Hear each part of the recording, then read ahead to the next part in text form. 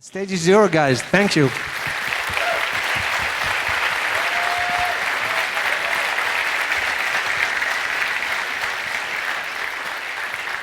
I think I said that before, but you should applaud at the end if you liked it, not before we give the talk. What are all these people doing here? This is crazy. I didn't think we were going to do this again. Welcome to the talk. We're going to get right into it because it would be nice to have a chance for questions at the end. So why don't we go? So we proposed this talk, Why Project Succeeds. We thought it would be interesting to look at mostly the history of Android and reasons why Android happens to still be around and see how we could apply those ideas to other technical projects generically. But first, an animation. Oh, yeah. I'm Chet Haase. I work on the graphics engineering team at Android. And I'm Romain. I work on the Android Toolkit team, And first, something from our sponsors. So everything we're going to talk about today is based on a book that came out last August and is going to re-come out this year. So a publisher picked it up, so there will be a print and ebook edition available soon.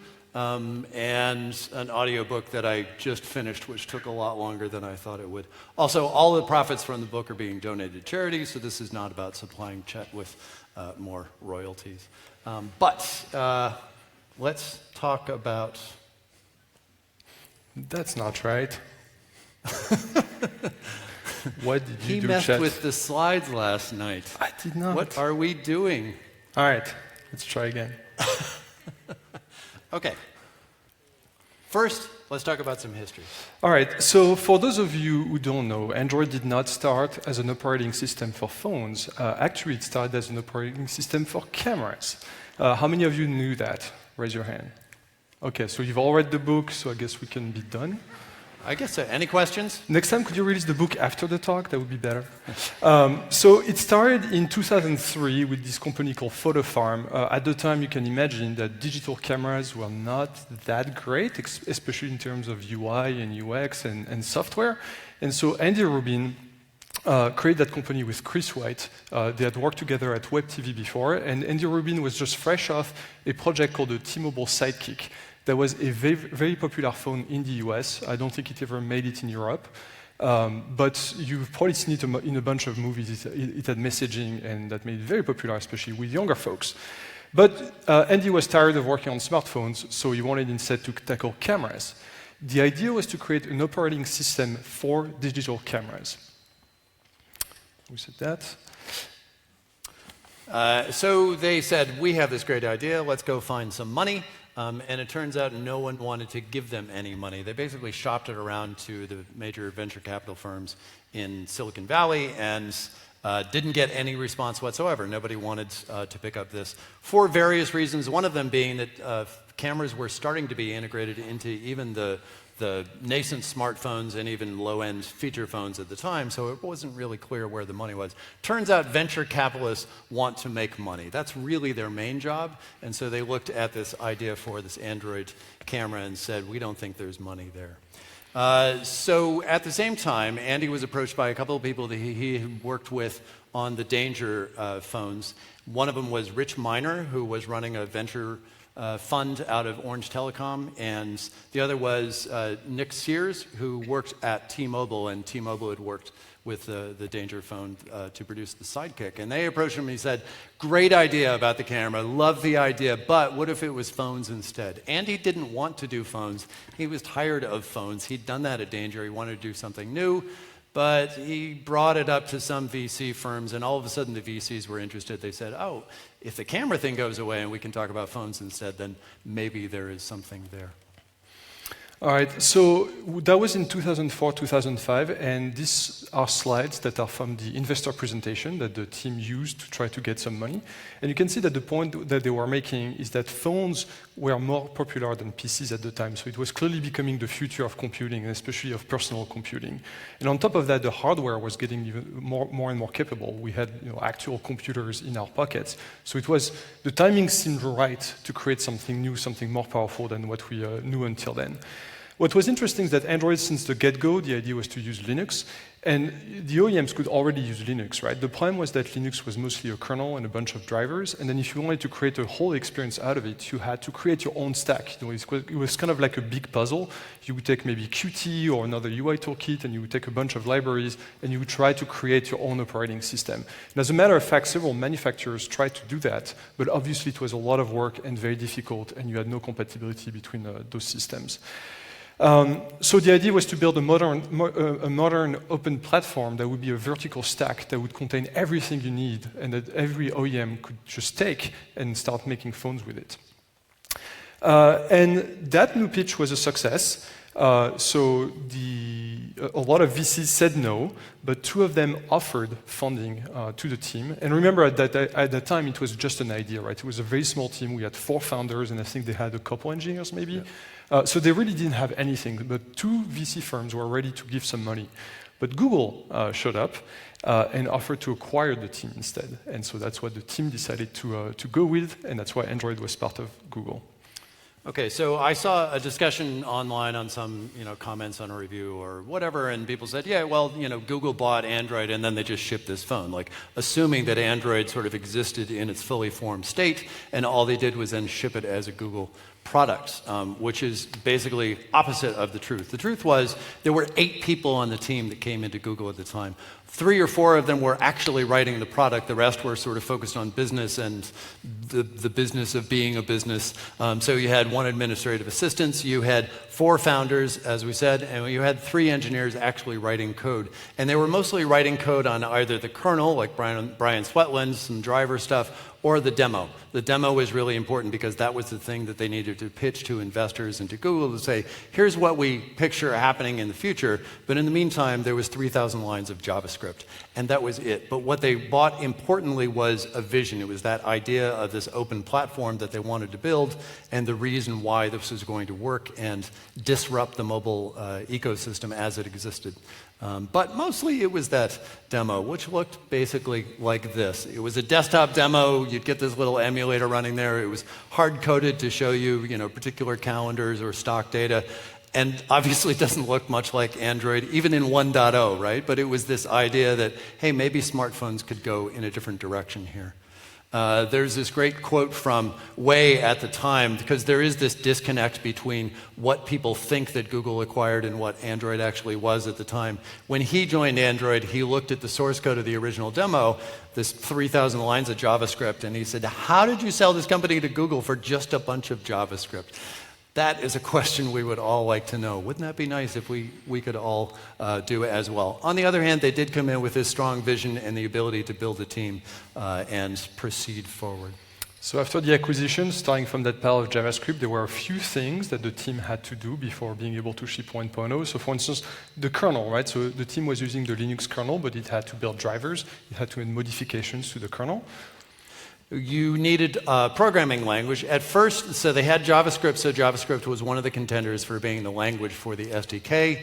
There were a lot of people that came into the project who were experts in C++, which was a really good language to use for a low-level embedded operating system where you can control all the details. And then there were people who favored using the Java programming language because of its appeal to all developers everywhere. Basically, most of the development community already knew Java, so maybe we could use that to lower the barrier of entry. They eventually decided we only have like 8 people on the team. Why don't we just focus on one language and get it done?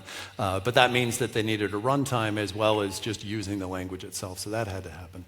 And a language and a runtime is not enough to build applications. So obviously the team had to build the entire framework, the UI toolkit, all the graphic system, the media system, the system UI, what we call SysUI, so all the notification, that's the UI for the user. That was a lot of work just right there. So any phone platform at that time or at this time obviously needed applications to run, and Google had these interesting application services which would be part of this, so they had to build all those applications. Importantly, you would think that different departments like YouTube or Gmail would build these applications for Android, but Android didn't exist yet. And these other teams were busy focused on either their desktop product or the back end or writing for other actually existing smartphone or feature phone platforms out there. So the Android team themselves wrote all of these applications as well. So we also needed services both in the system but also on the back-end side. So Chet mentioned that the Android team was building the applications, but it was relying on some services that were part of the rest of Google. And within the system itself, you need all those services that we use to like find the address book, the calendar, and all those things. But one of the big pieces for developers was Android Market.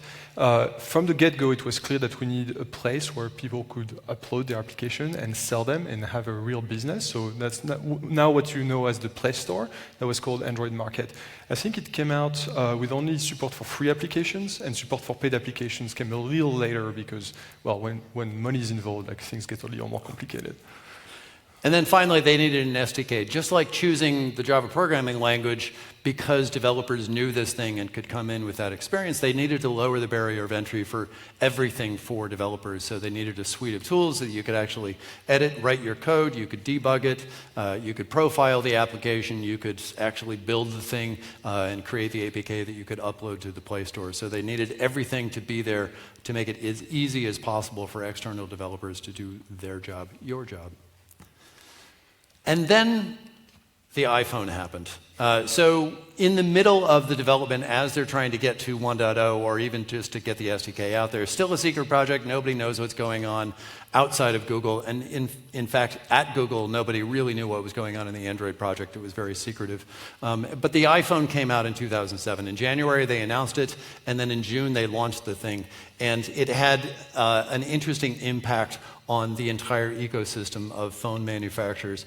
Now touchscreens became not just an interesting thing that was out there. Apple did not invent this. In fact, the iPhone wasn't the first smartphone with a touchscreen, but it did engender this idea that this is part of the smartphone experience, which means that any smartphone that wanted to come out and compete in this space needed a touchscreen. So there was an initial device that Android was going to ship with, which was called Sooner because it was going to come out sooner. Get it? Does that translate into French? We're very good at names on Android. Okay. That device was not going to have a touchscreen. It was going to be a simpler device to launch. On the other hand, they realized, okay, well, this is going to compete with a BlackBerry device, and that is not what the market wants right now. So instead, they said, okay, that's not going to be the first device. We're going to stop working on that. We're going to focus on what was already going to be the second device, which was the Dream device. Yeah, and it's very important because I see this misconception online a lot. Yes, the iPhone changed the plans of Android, but it just accelerated existing plans. There was already that idea of building the G1. I started talking to Android team to join them, I think it was in March, and the iPhone had been announced in January, and that team at that time was already showing me hardware for that touchscreen device that was coming up, and I really doubt that they came up with that hardware in 2 months. And then finally, in October that same year, the SDK announced. If you was launched, and people could actually play with this and start writing applications for that early version of the APIs. Interestingly, if you run the emulator in that SDK version, you can see the sort of mix that they were going through at the time, where the visuals for the emulator are the Sooner device. There's something with a keyboard and a screen, although they already had the touch functionality in the platform. So you can touch the screen even though on the real physical device you couldn't. A couple of releases of the SDK later, it was actually the full-on touch experience that you would expect. Right, and finally, in 2008, the team, we made it. We released 1.0. Our first device was the T-Mobile G1. Some of you have maybe used that device. It looks interesting by today's standards, but it worked, and it was enough, to get us going and to take Android where it is today. And importantly, everything that we did for 1.0 was open sourced around the time that the first device was launched. So back then, you could download the entire source code of AOSP, you could compile it yourself, and you could flash your phone, and you could have your own version of Android and modify it. That was very appealing to a lot of users. So the team reached 1.0. That was really exciting, and now obviously success was just around the corner. So if you look at what was going on in 2009, the answer is not much was going on. If you look at the green line that is clearly at the bottom, way below every other line on this graph, that was Android.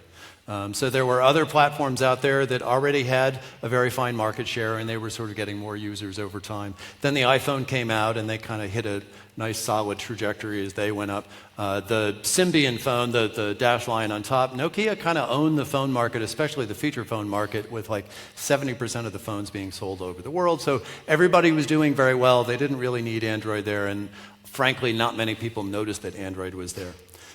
So let's take a look at a little timeline in the meantime. So remember, like the acquisition happened in 2005, 1.0 shipped in 2008. That means that in 3 years, only 3 years, the team had to build everything we described earlier, right? Like the framework, the kernel, the drivers, the services, all the application. And as we will see, it was with a pretty small team. And then to just give some color, Chet wanted to show when we joined the Android. And I find this slide really interesting, and I don't know why Chet did that, because as you can see, Chet wasn't there for any of it, so I don't know why he wrote about it or why he's talking about it. If you could please leave now. Pro tip for careers, join a product after it's already working. It's a lot easier. And somehow you didn't fuck it up. Yet. All right, so we saw the graph earlier that showed sort of not much going on in 2009, and then I got there almost halfway through 2010, and that was really where things started to pick up, and we had what we call the hockey stick, where it just kind of went up and it just kept going as more and more manufacturers around the world picked up their own devices and started distributing those. It started with the Droid in the US. There was a US launch of that, and that was the first sort of commercial success for Android that made it very real to both consumers as well as other manufacturers. And then it just kind of went on from there. In fact, if you look at the feature phone graph, this is also interesting. At the time that Android launched, and for several years later, people that wanted to save money but needed some way to communicate would just get a feature phone. You get this little flip thing, it costs $50. The charges you paid every month were relatively cheap. You're just paying for phone calls and messaging, and that's all people wanted. But then as these smartphones came out with more and more capabilities, it became more interesting to people like, wow, maybe I could also do this computing stuff that I need, and I can have access to all these services and capabilities. And all these devices came out, brought the prices down, and carrier prices for data also came down. And all of a sudden, Android became the default choice for users instead of the feature phones. So eventually it took over that market as well. So now the big question, why did it work? When I was working on Android in the early days, very few people believed in it. It was a big gamble. A lot of people at Google thought that we would not succeed. And if you look at it, again, it was a very small team, and we're going to look at the actual numbers, that was going against BlackBerry from RIM, Microsoft, Nokia, vast ecosystem with large user bases. Some of those devices had millions or dozens of millions of users already. So what did Android do that worked? So we're going to try to answer that question with 3 major reasons. So first, the team. What was very interesting with that team, again, so if you look at the timeline, in 2007, we had about 50 engineers total, and I think when we shipped Android 1.0, maybe the entire team was 100 people, so fewer than that in terms of engineering. So quite a small team, again, to build an entire operating system and all the apps and the UI and the SDK. Everything. But if you look at the dashed line here, that's the number of folks on the team who came from companies that were doing either operating systems or mobile devices. So it was folks who worked at Danger on the Sidekick that I mentioned earlier, folks who worked at Palm on Palm OS, or BOS, which was a desktop operating system. So there was a lot of experts who had done this kind of stuff before and had a very good idea of where the industry was going, and also, more importantly, about what not to do, right? Like they had tried multiple things. Some of them worked on 3 or 4 operating systems that didn't become successful. So they had a good idea of like what, technological aspects would be useful on Android and what they should not worry about. And they had all, at these companies, some of them, multiple of these companies, worked together as well. So as they hit the team, they basically hit the team with a team already. They didn't, spend all this time sort of ramping up on the technology and the team dynamics. Instead, they kind of hit the ground running immediately.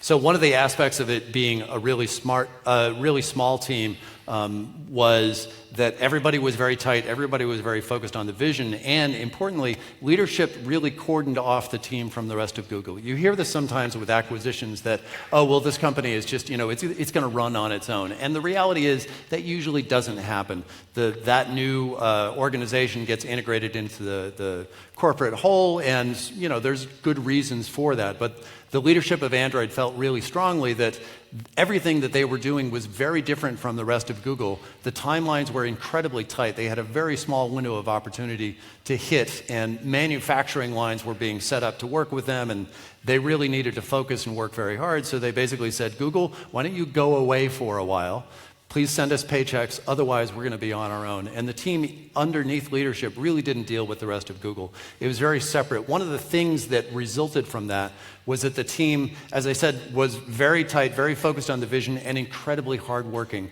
because all of them realized, well, we have the opportunity to hit this goal, and we're all in this together, and we're going to do whatever it takes to get there. And I think that's something that would only happen if you were either a startup or if you were allowed to function as a startup, as opposed to just being a part of a larger company, and you go to meetings, and you have regular working hours. And no, it really was a startup mentality that helped drive that sort of work ethic, crazy work ethic that they had on the team at the time. There's this great quote from Ficus Kirkpatrick, one of many in the book, that the currency of Android was working hard. Putting in a shitload of hours was very valuable culturally. Everybody worked hard all the time for many years. And it's important to point out that this was not leadership saying, you need to be here on Sunday. This was the people on the team saying, I need to be here because I want this product to have a chance to succeed. Eventually, that gets a bit much, but in the early days, it was important everybody on the team to be a part of that extreme effort. All right, and then there were several decisions that Android made as a team that proved to be the right ones. We made many poor decisions, but those are fundamental ones that worked really well. So the first one I mentioned, we had a lot of folks who had tried to build or built operating systems in the past, and they came to Android with a lot of really good ideas. And in particular, they knew that the phones of the future, and by the future we mean the next 2 or 3 years, would rely heavily on GPUs, right? So from the beginning, Android made sure that it was using OpenGL under the hood. We knew that multitasking was going to be very important. So since Android 1, you've been able to switch between your apps without losing your state. Security was built at the core of Android from the get-go. Every process gets its own user ID at the Linux level to avoid data being read across those processes. And there's a number of things like this, right? I think a good one that you've run into, especially if you started Android in the early days, a lot of developers were confused by the use of layouts and device-independent pixels, so DPs or DIPs, because people back then couldn't realize that this was going to be fundamental to be able to support all the devices that were about to come out. And the team knew that because they had worked in the past on devices that were different from one another, and they had gone through the pain of trying to adapt application from one device to the other. Another aspect was the developer tools. Like I said, there was a big focus on lowering the barrier to entry, so they needed to provide all of these capabilities to developers to make it as easy as possible for developers to write applications for this new platform, because if it's new and there are 0 users and it's difficult, who would do that? Actually, a lot of engineers probably, but not enough. So they had to make it as easy as possible by giving them a language and a platform that they knew, by giving them an SDK, public APIs that allowed developers outside of Google to write applications that were just as powerful as the applications that Google would ship on the device as well. And they gave them the Play Store or Android Market at the time to give them an easy way where they could write an application in the morning, upload it in the afternoon, and then a user hopefully buys it tomorrow. And speaking of applications, something very powerful on the business front was the open sourcing of Android with the added benefit of the CDD and CTS, so suite, a compatibility definition document and a suite of tests to guarantee to a certain level that your app would work on every Android phone. And that was very important because, again, back then, you had something like the iPhone that was specific to one manufacturer, so they could guarantee compatibility. But the other operating system did not necessarily have this kind of promises. So if you take J2ME, which is a popular way to build applications and games in Java at the time, it was really difficult to use because you had different profiles of the language. So for instance, if a phone didn't have the right profile, your app wouldn't run, or maybe the phone had Bluetooth capability, but they didn't have the library, the J2ME library to do Bluetooth. And so companies would end up creating dozens or hundreds of variants of their applications, having to distribute them in different ways to all those different phones and having to test, even more so than you do today, to guarantee some level of compatibility. So Android tried to change that. And then obviously there were a lot of partnerships going on with the OEMs, the carriers, to make sure that you could have that single platform. And that helped not only the users, not only the developers, but also the OEMs, because before they had to spin up their own entire teams to be able to support their operating system for every single device they would make, right? Android changed that. Suddenly you could use smaller teams, and more importantly, you could find people who had the knowledge and the expertise that you needed for your own product. So the most important element with Android is probably the same as most projects out there, which is the element of timing. I talked with probably 60 people in interviews to do the book, and I would ask a series of questions to sort of engender the conversation, and almost all of them, I would ask the question, why do you think the project worked? And almost all of them came out with a variation on exactly this quote: it was the right place at the right time. And that means multiple things. In particular, mobile hardware was becoming really, really good. We had those capacitive touchscreens that were way better than the resistive touchscreens from before. We started having powerful GPUs. We had a number of sensors. So in the T-Mobile G1, for instance, we had a compass, a barometer, a gyro. So you could do a lot of very interesting things. And there was enough RAM and enough CPU to be able to build a modern operating system like Android with multitasking, with a runtime like Dalvik, with garbage collection.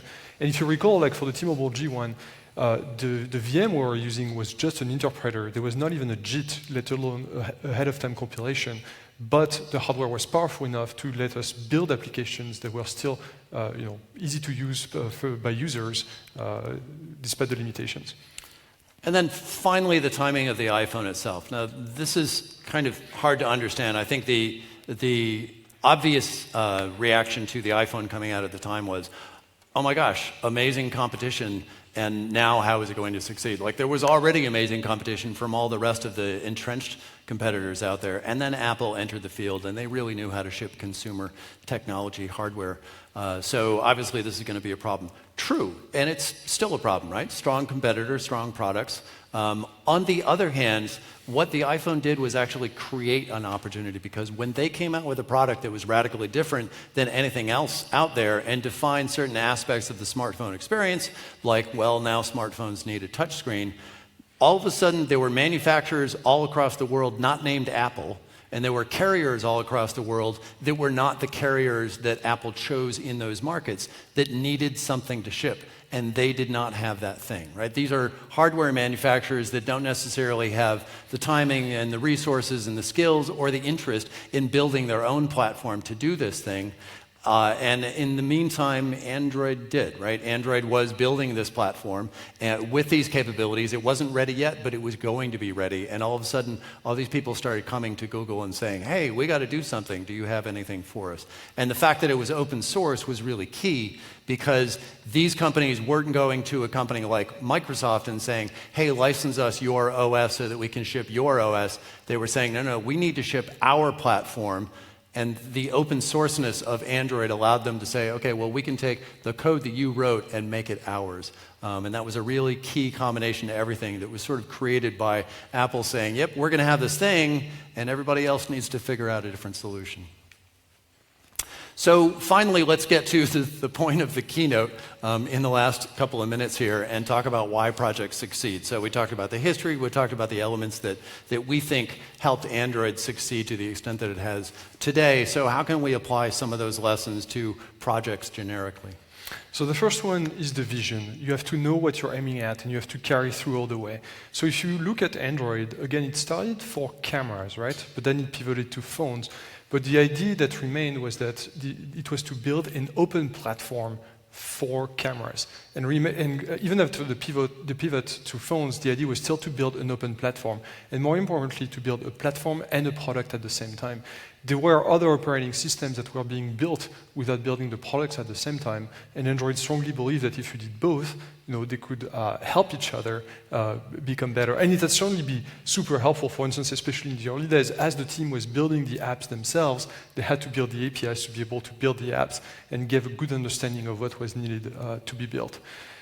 So, having this vision and sticking to the vision doesn't mean that you cannot change course a little bit, but there is this kernel of vision that you have to keep aiming for. The ability to focus on what you're doing and reach the end goal was really important. As we talked about earlier, the ability for the team to be siloed off from the rest of Google was really important, because it meant they weren't getting involved in other priorities for the larger company and people going to meetings with other organizations and collaborating with all these other teams. No, everybody was just singularly focused on the goal of Android. Nothing else mattered until they could get to 1.0 and could then come up for air and think about what was next from there. And that ability to singularly focus then built an inherent loyalty to the team, to the colleagues on the team, and to the product itself, so that everybody was really happy about doing whatever they needed to do to help that product succeed. Then you need to have the right people. That one feels a little bit obvious, but especially for something like Android, where you have this broad spectrum of technology that you have to be able to build, right? Like we have people working on an SDK, people doing graphics, media, Bluetooth, kernels.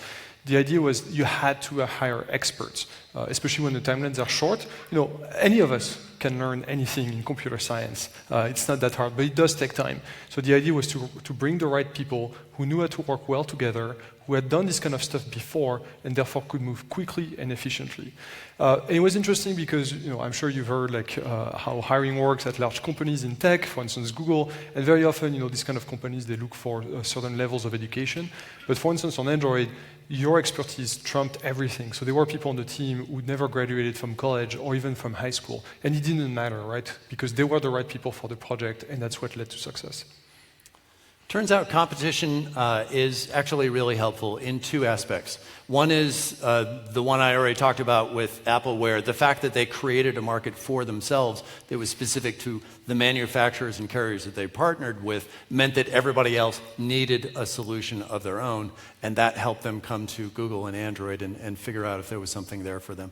And the other aspect is something that continues to this day, which is if somebody else is right behind you or beside you or in front of you, then it is clear that you need to keep innovating to come up with good ideas of your own to make sure that your product is still fresh and something that consumers want. So that's the more obvious one. Like, competition is great, it inspires innovation, but the more hidden one is also competition can actually create markets if you understand the dynamics that are there. So the next one, you know, hard work. This one is a little difficult because there's a fine line between hard work and the wrong side of hard work, which is, you know, a death march or burnout. I think Android was a little bit too much on the wrong side of this equation. I remember very, very long weeks and very, very short nights. But importantly, even on Android, right, like the team worked incredibly hard at first to get it out the door and guarantee the success of the product, but the success as in the project would not get canceled, right? There was still, like in 2010, like Chet showed on the graphs, there was still a lot to do to gain users. But once there was basically a proof that it would work, then we were able to ease up on the work. And this is something that, you know, it's a fine balance to try and find. And it's, yeah, I think it's probably one of the biggest challenges for teams working on new projects. So with any product, it's important to actually ship something as opposed to continuing to perfect it. Another good FICUS quote: while you're busy polishing it in the lab, somebody's going to come out with something and make you irrelevant. So you may look at some of the early APIs of Android, I know I certainly do, and think, maybe we would have done that better or different if we'd thought about that more. But the team didn't have time to think about things more. They didn't have time to just bike shed somewhere in a conference room and come up with the perfect method name or the perfect architecture for passing around server calls or whatever it was, right? Instead, they just needed to ship. And the fact that they got down to it and shipped something means that we are still here today and now have the time and capability to, over time, improve some of those rough edges that were there in the early product. And the next one is just keep going. So I touched on that a little bit already, but you know, once we had hit 1.0, it was only the beginning. We had to descope a lot of features to be able to ship something. And then obviously, like, you know, we were not done. And even after that, like as Android, you know, was getting traction with users and OEMs, like we knew that we were not done. We worked on the foundations of the system for many, many years, and sometimes there was a lot of invisible work going on that, you know, even you as developers and let alone as users never noticed, but we had to like replace a lot of stuff under the hood and fix a lot of tech debt. So yeah, we had to keep going, otherwise, you know, Android could have failed. Like, you know, you could have like starting on your success path and then fail because you stopped trying. With any project, of course, timing helps, and to some extent, you can't control it. Nobody could control that all of the convergence of hardware and capabilities were going to happen, but what they could do is see that it was coming. People like Diane Hackborn were working at Palm OS and other companies at the time going, okay, there's going to be a convergence of capabilities. Maybe this space is going to be really interesting, and then you see there's a window of opportunity that you can try to hit with the right product at the right time. It's also important to be able to pivot. So when they saw the introduction of the iPhone and the reception from the community being, okay, well now touchscreens are there, the ability for the team to say, okay, well, we were going to do this thing, but now the plan is we shut that device down and focus entirely on the second device instead. The ability to understand what the timing is and be able to react to it quickly was key. And then there's also this little thing called luck. No matter how hard you work, how much you try to predict the timing and the future, no matter what people you try to hire, there is an element of luck. And again, we have a quote from Ficus: anytime anything works out, if you don't acknowledge the huge luck factor, you're kind of a jerk. And that's true, right? Even when you're trying to hire all those people, you could be missing the key person, or maybe like that partnership that you were working on for the business, like fails at the last minute for something that's completely out of your hands. And I think it's very important for us every time we have success to like stay humble, take a step back, and realize that we also got lucky. And so we wanted to like draw a parallel between Android and another project that you're familiar with. So Jetpack Compose, much smaller scale, of course, but all those points that we just described like apply very much to that project. So we're going to go through them one by one. So the vision, for instance, so Jetpack Compose, as you know it today, is extremely different from where the team started. The original idea that Chet loves to call GUIMI was to just take the views and put them in Jetpack libraries. That way we could fix the bugs, and improve upon them. But then the team decided, figured well, if we're gonna do that, maybe we can improve the APIs. So you're starting to write these new views to replace the existing ones. But then as you start doing that, you realize, well, maybe we could build a completely new UI toolkit. At the same time, we're starting to use Kotlin, so it became, well, why don't we use Kotlin for this new toolkit? And so on, until we got Jetpack Compose. So there were a lot of changes in direction, but the core vision stayed the same, and it was to unbundle the UI toolkit so the applications could update at their own pace, and so we could fix the bugs and bring you features at a different speed than that of the operating system.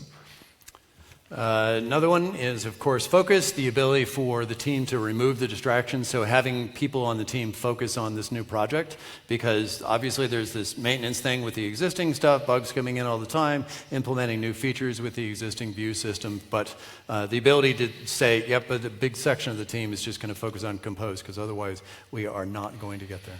Having the right team, so obviously there were a bunch of folks on the team who had been working on the UI toolkit for many years, or folks like Chet. I think you worked on, 4 UI toolkits in your career? At least. I've done 3. A lot of us had a lot of experience, and that was really helpful, especially because we learned a lot while doing the last one, so the view system, and so some of us had many ideas, not necessarily about what we should be doing with Compose, but what we should not be doing, not repeating the mistakes of the past. But on top of that, we hired a bunch of folks to join the team, and it was great because we were able to hire people who had a very different background, right? Like people who didn't necessarily know Android or were not experts in the UI field, and they brought their own vision, they brought their own ideas. So it was this amazing mix of expertise in Android with new ideas that really helped us create something that we believe is much better than what we had before. Work hard. This does not apply in as disturbing a manner as it does to Android, right? Android went for many years from that 2005 acquisition up until I got there. The team was still cranking really hard for another probably couple of years after that. That did not apply to Compose. But the team did focus, as I said, specifically on this thing. They weren't, taking it easy at the time. And most good projects that I've been a part of do have crunch times. I think that's the aspect that makes them either good projects or really horrible projects. Is this a crunch time? And then when we ship that, do we get to actually ease up and have a regular schedule? Or is this a death march where the crunch time never ends? So it never became a death march on Compose. There were crunch times getting to beta and 1.0 and making sure the team had the ability to sort of focus and hit the dates that they needed to. Competition, so we mentioned that competition is good, and the field was very different between the time we started Compose, so around 2017, and when Android 1.0 shipped. Obviously, when Android 1.0 shipped, there was no competition for the UI toolkit because, well, it was 1.0. By the time we started working on Compose, developers, you had a lot more choice, right? You could build your own, you could use any of the cross-platform UI toolkits that were out there. So it was not a given that you would choose what we offer. So that was extremely interesting and it helped drive the vision, it helped drive the team to build like the best thing we could to make sure that you would use our solution instead of another one.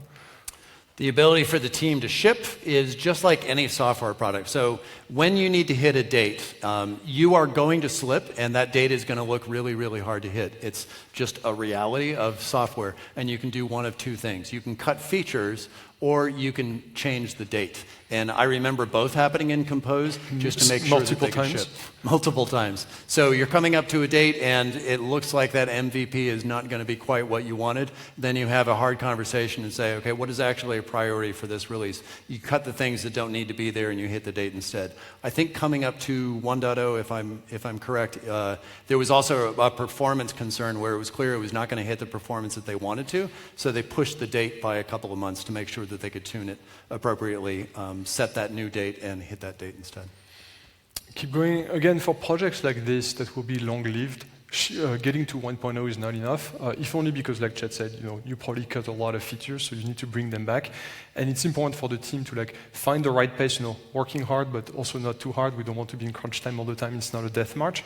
But you have to keep going until all your entire target audience can use the system. Like we know right now with Compose that there are some missing features from the previous UI toolkit. And if you rely on those features, well, you kind of have to build them yourself, or mix and match views in Compose, or wait for us to add those features. So it's going to be a long journey, so we're going to keep working on it. Timing was really important. The aspect that Kotlin was this new language that Compose could take advantage of to create APIs and a programming model that was really interesting was good. Reactive programming was becoming very popular in development and UI development at the time. It's the ability for the team to say, okay, well, are there elements there that we could apply there? Those timing aspects worked out really well for Compose being able to become the API that it did. And finally, luck, once again, there were so many factors involved, right? It was hiring the right people, being able to deliver on time. Some of it was also, for instance, when we started those new UI toolkits, we had someone somewhere on a different team that was working on this reactive runtime for Kotlin. And we got lucky, right? Because if that person hadn't been there working on that, maybe we wouldn't have built Compose as it is today, and it would be a more traditional UI toolkit, and maybe it would not be as successful. So we got lucky. So that was the talk, and this is the point during a keynote when you realize that what you intended to do was leave 10 minutes at the end for questions, and in fact, you're out of time. So I want to take a minute and see whether the organizers will let us have a little bit of time for Q&A. They're going to have a meeting about it. 3 minutes. 3 minutes. Are there any questions? Yes. How many hours did they actually work a week? When? At what time? Sorry? When I started on Android? 40 hours it was per between day? 50 and 100, depending on the week, for a year. I mean, so many people told me about the horror stories, and they were talking about going home at 2 and showing up again at 10 for weeks, right? Or not seeing their partner at home. They would only have dinner with them at the office. My personal horror story was right after we were done with the 1.0 code, when we cut the branch. I remember being home at 5 p.m. and then realizing that I didn't know what to do. I was like, I don't have work. I literally didn't know what I was supposed to do if I was not working. And that's when you realize that, yeah, maybe I overdid it a little bit. Thanks. Question? Yes? I'm coming. Sorry, the person in gray back there. Yes. Oh, and there's a mic coming. Great. Thanks. Sorry, there was someone else here. You can go next, whoever that was. Yes? When you start developing for Jetpack Compose? So we started in 2017. Sure. Yeah. Like I said, there was a mix of different projects that morphed into each other. So yeah, it started around 2017. but it was there was a long phase, about a year, of like trying to figure out what we wanted to do. And after we figured it out, then it was just a matter of like, doing it. And that took another 3 years. That was a really interesting aspect of vision, actually, that you had really smart people in the team, but nobody came in with a vested interest in going in a particular direction. And so there were a lot of really good ideas tossed around. But after a few months of that, then the team got together and decided, okay, this is the direction we're going to go in. And that created the vision that allowed everybody to sort of build on top of that. There was someone that started asking over there. They thought I was talking to them. Was it? Am I wrong? Nope. Okay, we'll go over here. Yes. You talked about vision in Jetpack Compose and in Android too, but I wanted to know, like for Kotlin multi-platform and these kind of things that are coming to that are coming out.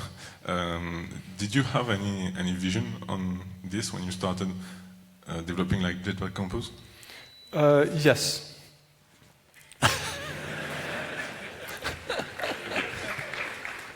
To be continued. Okay. All right, thank you for your question. I think that was pretty succinct. You're really good with the words.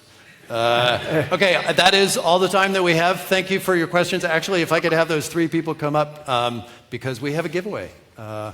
Thanks for coming to the talk, and thanks for coming to the conference. It's fantastic to see everybody again after so very, very long.